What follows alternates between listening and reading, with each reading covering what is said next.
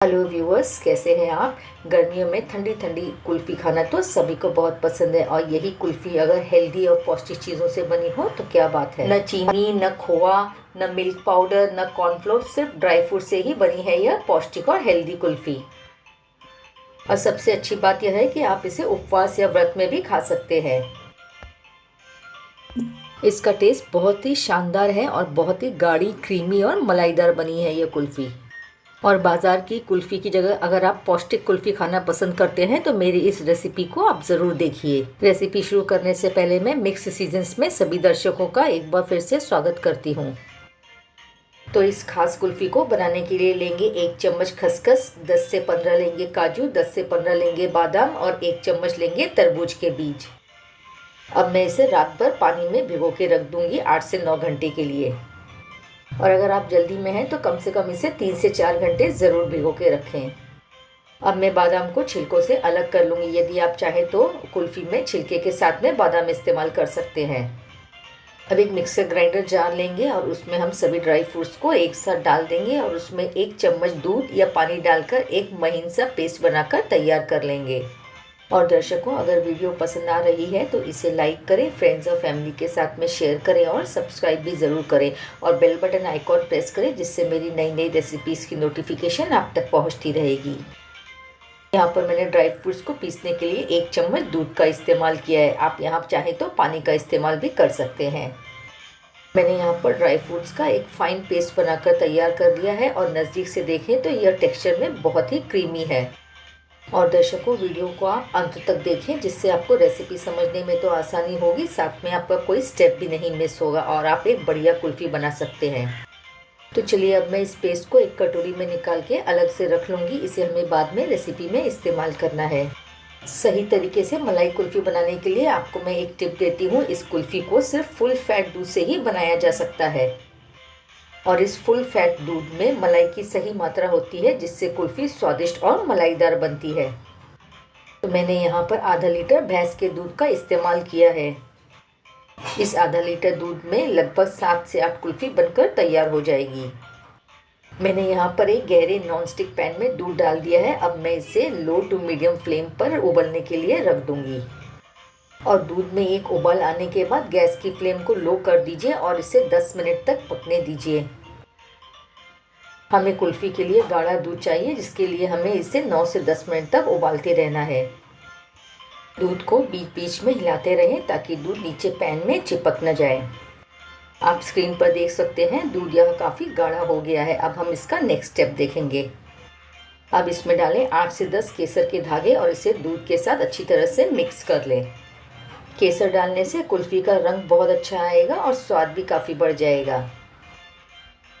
और हमने जो ड्राई फ्रूट्स का पेस्ट बना कर रखा था, इस समय हम दूध में इसे ऐड कर देंगे।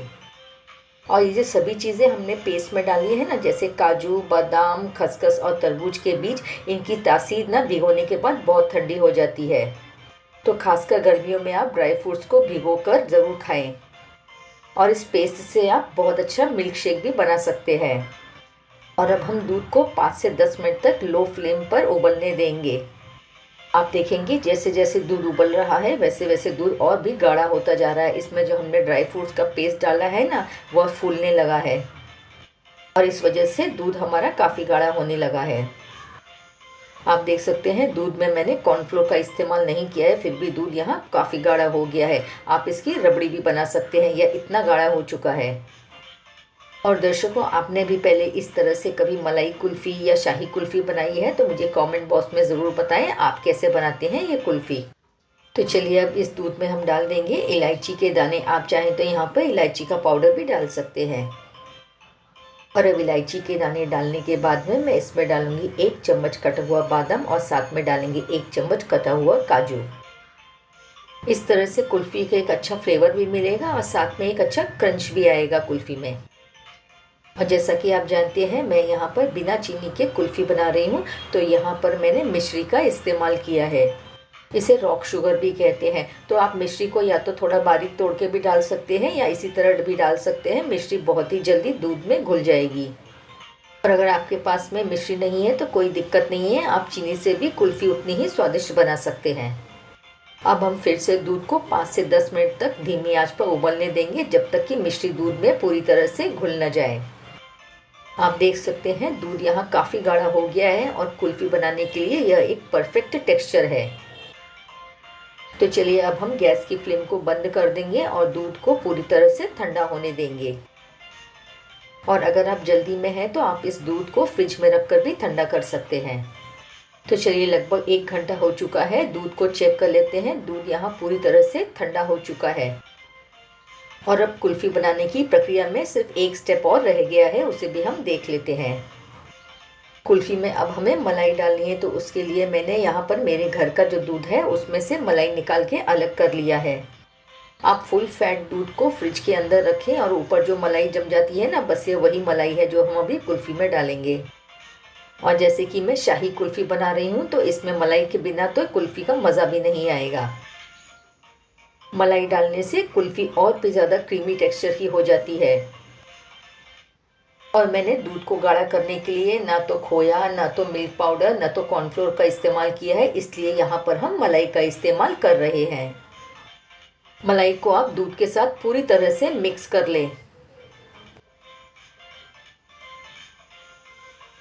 और मैंने यहाँ पर इस तरह का एक कुल्फ़ी का सांचा लिया है। आप चाहें तो एल्युमिनियम का कुल्फ़ी का सांचा भी यहाँ इस्तेमाल कर सकते हैं।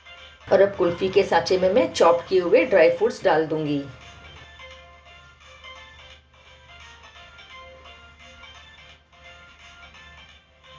और अब इस कुल्फ़ी के मिश्रण को समान मात्रा में कुल्फ़ी के सांचों में डाल दीजिए।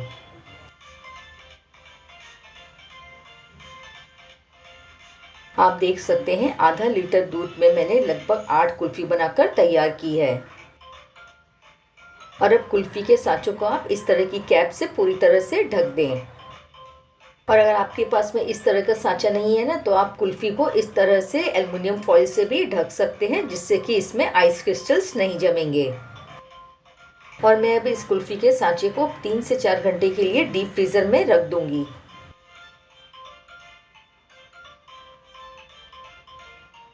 तो चलिए लगभग 3 घंटे हो चुके हैं। कैप खोलकर देख लेते हैं, कुल्फ़ी आधी जम चुकी है। अब हम इसमें ना गार्निश करने के लिए थोड़े से ड्राई फ्रूट्स और डालेंगे। यह बिल्कुल ऑप्शनल है, आप इसे स्किप कर सकते हैं।